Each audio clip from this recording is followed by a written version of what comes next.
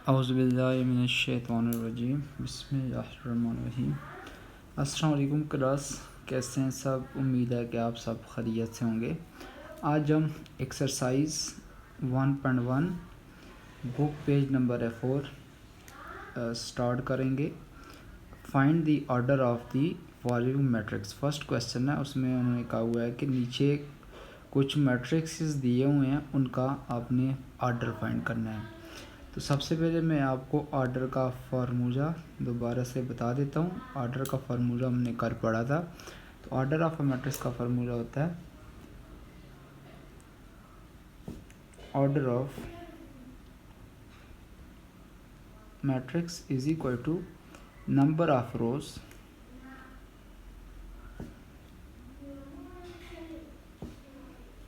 Bye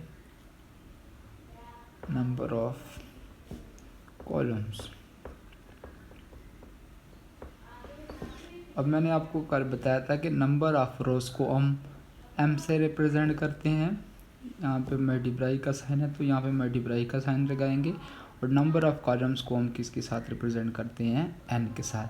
तो ये आपका फार्मूला बन जाता है। इसको हम इस तरह भी लिख सकते हैं m/n। तो अब आपका सबसे पहला क्वेश्चन है, एक मैट्रिक्स दिया हुआ है, उसका नाम है A।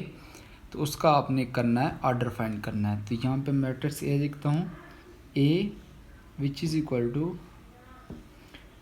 2 3 -5 6।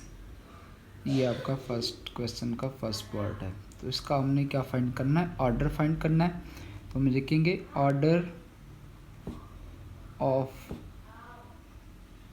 Matrix A which is equal to, order में हम क्या देखते हैं? सबसे पहले नंबर ऑफ रोज़ देखते हैं। तो नंबर ऑफ रोज़ इसके अंदर कितनी है? ये फर्स्ट रो होगी, मतलब R1। ये कौन सी हो गई है? R2। इसका क्या मतलब? इसके अंदर रोज़ कितनी है? इसके अंदर है नंबर ऑफ रोज़ 2।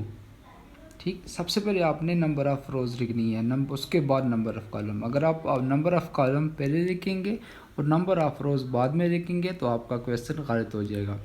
तो उसके बाद हम लिखते हैं, इसके बाद मल्टीप्लाई का साइन है तो वो मल्टीप्लाई का साइन लगाएंगे। उसके बाद हम मैट्रिक्स के अंदर देखेंगे नंबर ऑफ़ कॉलम्स कितनी है। ये देखें, ये कॉलम 1 और ये आपके पास क्या है? कॉलम 2। इसके अंदर नंबर ऑफ़ कॉलम्स कितने हुए? 2। तो इसके आगे हम लिखेंगे 2। अब इसको आप इस तरह भी लिख सकते हैं 2/2। ये आपका इस मैट्रिक्स का ऑर्डर आ जाएगा। अब सेकंड मैट्रिक्स आपके पास वही है, B.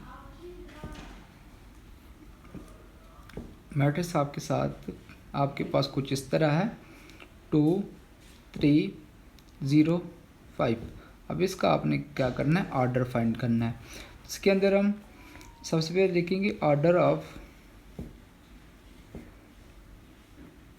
Matrix B which is equal to, सबसे पहले हम क्या देखेंगे? Number of rows. इस मैट्रिक्स के अंदर नंबर ऑफ़ रोज़ कितनी है? देखें यहाँ पे रो 1, यहाँ पे क्या हो जाएगा? रो 2। नंबर ऑफ़ रोज़ कितनी है? 2। फिर मल्टीप्लाई का साइन आता है। उसके बाद हम नंबर ऑफ़ कॉलम्स को देखते हैं। इधर कितनी है नंबर ऑफ़ कॉलम्स? C1, ये C2। कितने कॉलम है? एक कॉलम और 2 कॉलम। कितने कॉलम हुए? 2। तो इसका ऑर्डर आ जाएगा 2/2। इसको हम इस तरह भी लिख सकते हैं 2/2। अब तीसरा मैट्रिक्स आपके पास है जिसका नाम है C। इसको हम कुछ इस तरह उन्होंने दिया हुआ है 2 4। तो इसका हमने ऑर्डर फाइंड करना है। तो ऑर्डर का फार्मूला होता है ऑर्डर ऑफ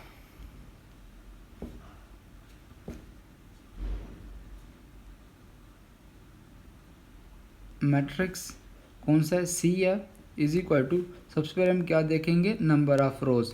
इसके अंदर कितनी रोज़ है? एक ही रो है, तो हम नंबर ऑफ रोज़ की जगह क्या लिखेंगे? 1।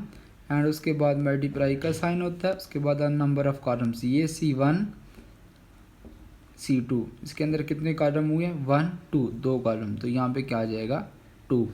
तो इसको हम इस तरह लिखेंगे 1/2। इसी तरह तीसरा मैट्रिक्स है आपके पास जिसका नाम है डी। तो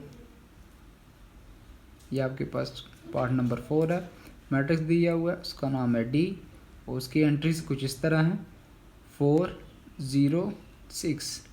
अब इसका हमने ऑर्डर फाइंड करना है। ऑर्डर का फार्मूला आपके पास होता है ऑर्डर ऑफ मैट्रिक्स। कौन सा मैट्रिक्स है? डी है, तो यहाँ पे क्या आ जाएगा matrix D which is equal to. अब सबसे पहले हम क्या देखेंगे? Number of rows. ये फर्स्ट रो, ये सेकंड रो, ये थर्ड रो। तो नंबर ऑफ रोज कितनी हुई? 3। तो यहाँ पे क्या लिख देंगे हम 3। उसके बाद मल्टीप्लाई का साइन होता है। अब नंबर ऑफ कॉलम्स, ये देखिए एक ही कॉलम है C1, तो नंबर ऑफ कॉलम की जगह क्या आ जाएगा 1। तो इसका ऑर्डर क्या हुआ 3/1। इसी तरह सो ऑन सारे क्वेश्चन बिल्कुल सेम है। अब इसके अंदर क्वेश्चन ई है, तो ई के अंदर हम देखेंगे नंबर ऑफ रोज कितनी है 1 2 3। कितनी रोज हुई? 3 रोज हुई।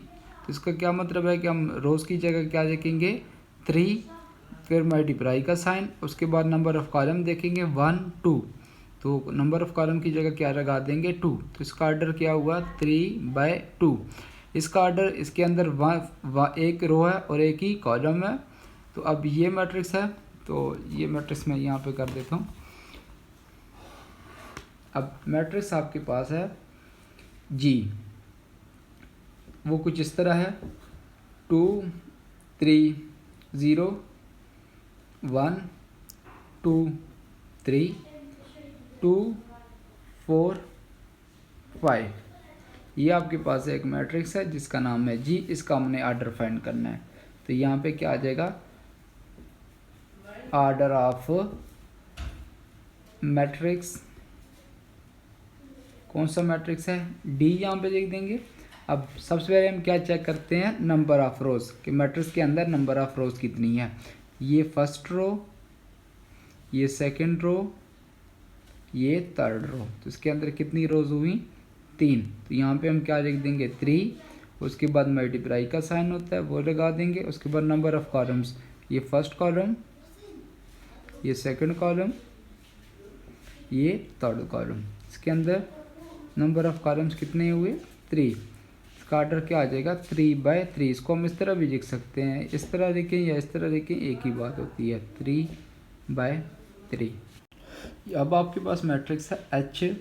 उसकी एंट्रीज कुछ इस तरह हैं 2 1 3 0 4 6। अब इसका हमने क्या करना है ऑर्डर फाइंड करना है। तो ऑर्डर का फार्मूला आपके पास होता है number of rose multiply by number of columns. Order of matrix, कौन सा मैट्रिक है आपके पास एच है, तो इसके अंदर सबसे पहले हम क्या देखेंगे नंबर ऑफ रोज। ये देखिए ये फर्स्ट रो, ये क्या हो जाएगी सेकेंड रो, तो R1, ये क्या हो जाएगा R2। तो नंबर ऑफ रोज कितनी हुई 2। यहाँ पे क्या आ जाएगा 2। उसके बाद मल्टीप्लाई का साइन होता है। उसके बाद हम नंबर ऑफ कॉलम्स को देखने हैं। ये क्या हो जाएगा C1, ये क्या हो जाएगा C2, ये क्या हो जाएगा C3। इसके अंदर कितने नंबर ऑफ कॉलम्स हुए 3। तो यहाँ पे क्या लिख देंगे हम 3। इसको हम ऐसे भी लिख सकते हैं 2/3। इसी तरह आपका फर्स्ट क्वेश्चन कंप्लीट हो जाता है। अब सेकंड क्वेश्चन है आपका which of the following matrix are equal.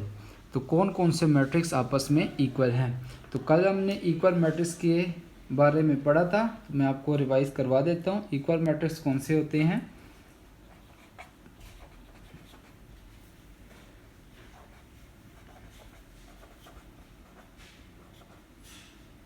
Equal matrices, तो कल मैंने आपको बताया था इक्वल मैट्रिक्स की 2 कंडीशंस हैं। अगर वो 2 कंडीशन सेटिस्फाइड कर जाती हैं तो हम कहेंगे कि ये दोनों मैट्रिक्स आपस में इक्वल हैं।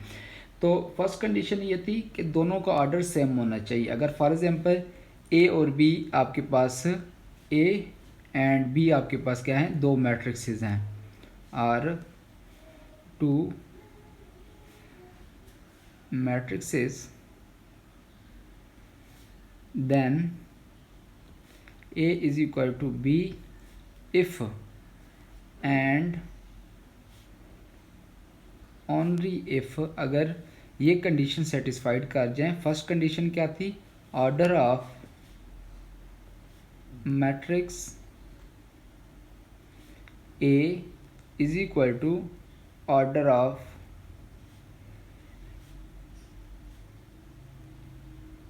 Matrix B।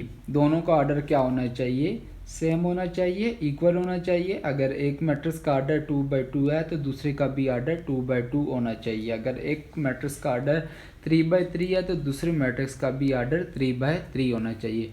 उसके बाद दूसरी कंडीशन ये थी कि इनकी जो कोरिस्पॉन्डिंग एंट्रीज है वो भी सेम होनी चाहिए। Their corresponding entries are equal.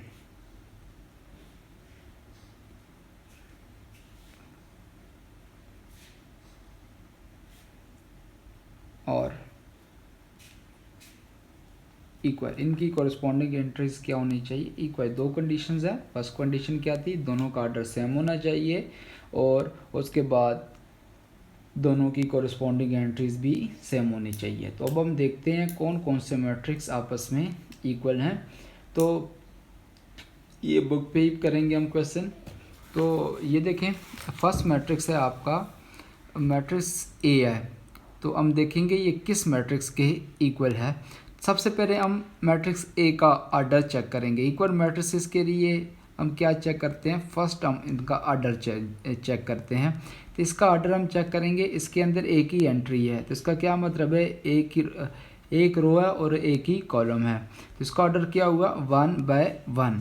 तो हम इसके अंदर कोई ऐसा मैट्रिक्स ढूंढेंगे जिसका ऑर्डर 1/1 हो। अगर हम मैट्रिक्स बी को देखें तो इसका ऑर्डर 1/1 नहीं है, इसका ऑर्डर तो 1/2 है, बिकॉज इसके अंदर नंबर ऑफ रोज़ 1 है और नंबर ऑफ कॉलम्स कितनी है, 2 है। तो इसका ये ए और बी आपस में इक्वल नहीं हो सकती। अब उसके बाद हम सी की तरफ जाएंगे। मैट्रिक्स सी जो है वो वहाँ पे लिखा हुआ है कि 5 - 2, ठीक है। मैं यहाँ पे लिख देता हूँ। तो ए मैट्रिक्स है आपके पास, उसके अंदर एक ही एंट्री है, एंट्री का नाम है 3, ठीक। इसका ऑर्डर आपके पास क्या है, 1। इसका ऑर्डर आपके पास है 1/1, बिकॉज इसके अंदर number of rose and number of columns क्या हैं, एक एक ही हैं। तो इसका ऑर्डर क्या आ जाएगा, 1/1। अब मैट्रिक्स बी का अगर हम देखें तो उसका ऑर्डर आपके पास आ जाता है 1/2। तो ये और वो तो पहली कंडीशन सेटिस्फाइड नहीं करती। उसके बाद हम सी की तरफ आएंगे। सी आपके पास है, सी आपके पास है 5 - 2।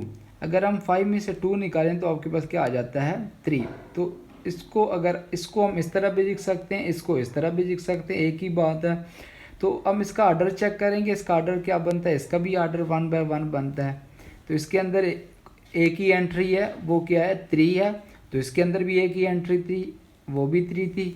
सबसे पहले हम वो सेटिस्फाइड करना होना था, ऑर्डर हम चेक करते थे। तो इसका ऑर्डर क्या आता है, 1/1। इसका भी ऑर्डर 1/1 है। इसके अंदर एंट्री है वो 3 है, इसके अंदर भी एंट्री 3 है। तो इसका क्या मतलब है कि मैट्रिक्स ए और सी आपस में क्या है, इक्वल हैं, क्योंकि दोनों कंडीशन सेटिस्फाइड कर गई हैं। पहली कंडीशन ये थी कि इनका ऑर्डर सेम होना चाहिए, दोनों का ऑर्डर सेम है, 1/1 है।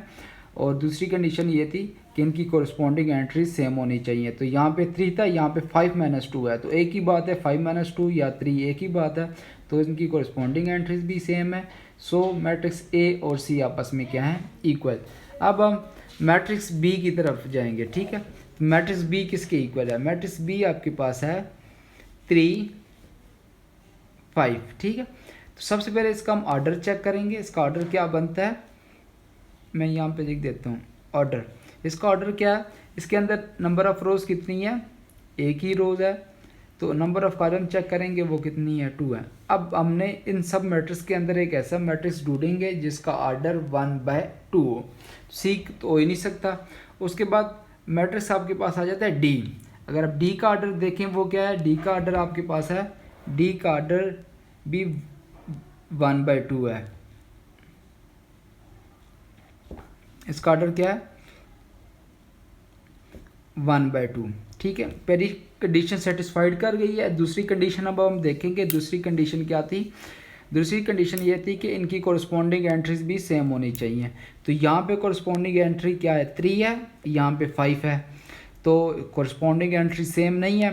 तो सो बी और डी आपस में इक्वल नहीं है। अब इसके लिए हम कोई और मैट्रिक्स ढूंढेंगे, देखेंगे कोई है कि नहीं। अब ये मैट्रिक्स है, इसका ऑर्डर 2/2 है, ये भी नहीं हो सकती।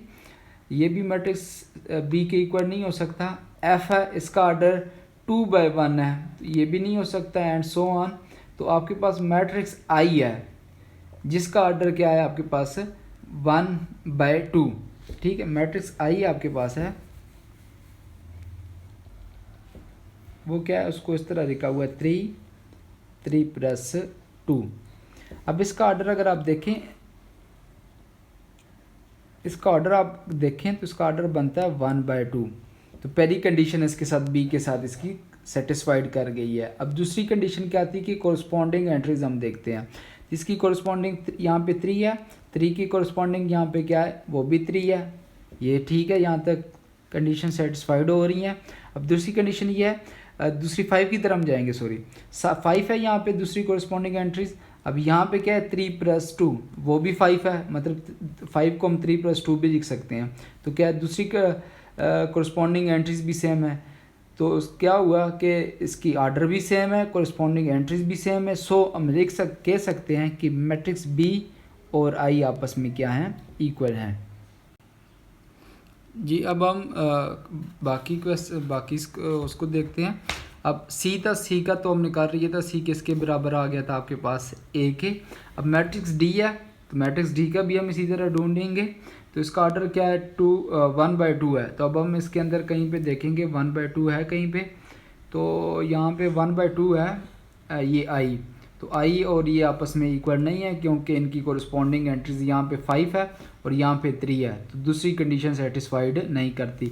तो डी जो है वो किसी के इक्वल नहीं है। तो उसके बाद हम मैट्रिक्स ई की तरफ जाएंगे, इसका ऑर्डर देखेंगे। इसका ऑर्डर क्या है आपके पास? 2/2।